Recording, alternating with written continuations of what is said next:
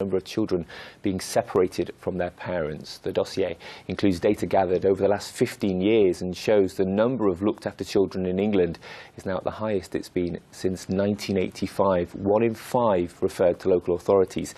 And Neale is one of the authors of the report and joins us now. Good to see you. Thank you for coming in. Anthony.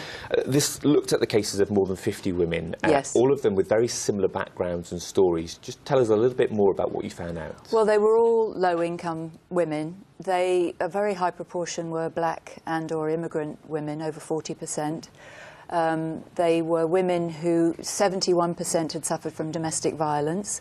They were young, some of them were young, some of them had children adopted, some of them were fighting to get their children out of care, and others were women who'd experienced domestic violence and were trying to stop violent fathers from having contact with their children. So it was a big range of women who had come to us over the years, and we were finding more and more women were coming. And we published the dossier really to show the extent of the problem and to really focus on the fact that the well-being of children is not being taken into account, and the trauma of separation, the trauma that children experience on being separated from their mothers is not being taken into account. There is a suggestion that those women who were victims of abuse yes. went through the process, the court process, and perhaps because of the situation then had their children taken off them. Is that what you're saying?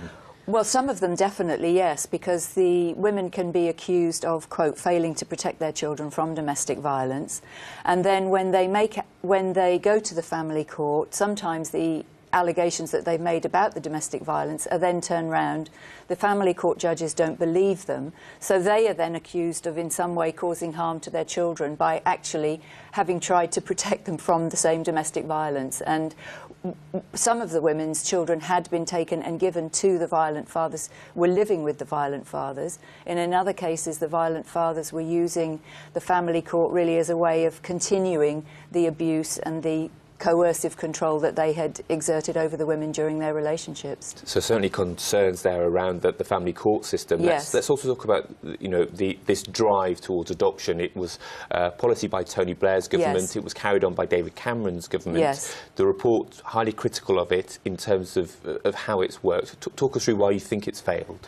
Well, what's happened, and research by Dr. Bilson, who's a professor of social work, has actually shown that the increasing numbers of children are going into care and increasing numbers are being adopted. So there are more children now in care than there have ever been for 30 years, and there's been a 40% increase of children being adopted. And what's not being taken account there again is the impact of separation on those children. And women who've come to us children have been adopted from loving families where perhaps the mum was a young mum who had a borderline learning disability and, yes, needed some support, but she was a loving mum and there was no way that her child should have been taken away. And what happens is it's easier and quicker often for local authorities to put children up for adoption and then they're sort of off their books, if you like, rather than put support and money and resources into those birth families so that the children could stay in those loving families. Do you think local authorities are also nervous about being accused of not stepping in quickly to protect children? There have been high-profile cases where children have come to harm because local authorities have failed to act quickly. Is that one of the reasons perhaps why children are being moved on and put into adoptive situations? Well, there isn't any evidence that shows that a greater level of intervention is finding a greater level of abuse. And in fact, there are very tragic cases where, for example, violent fathers have gone on to kill their children with whom they were allowed to have contact. So I think that it's much more a question actually of resources and of it takes time and resources to support, for example, a young mother, and there aren't the resources, and especially with austerity policies we're seeing even more families are becoming even more impoverished and are even more likely to be accused of, quote, neglect.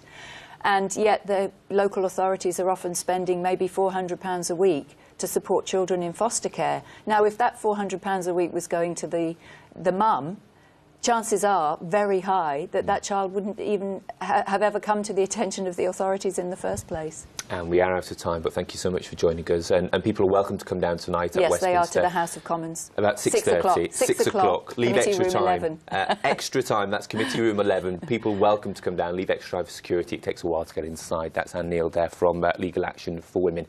Stay with us, still to come.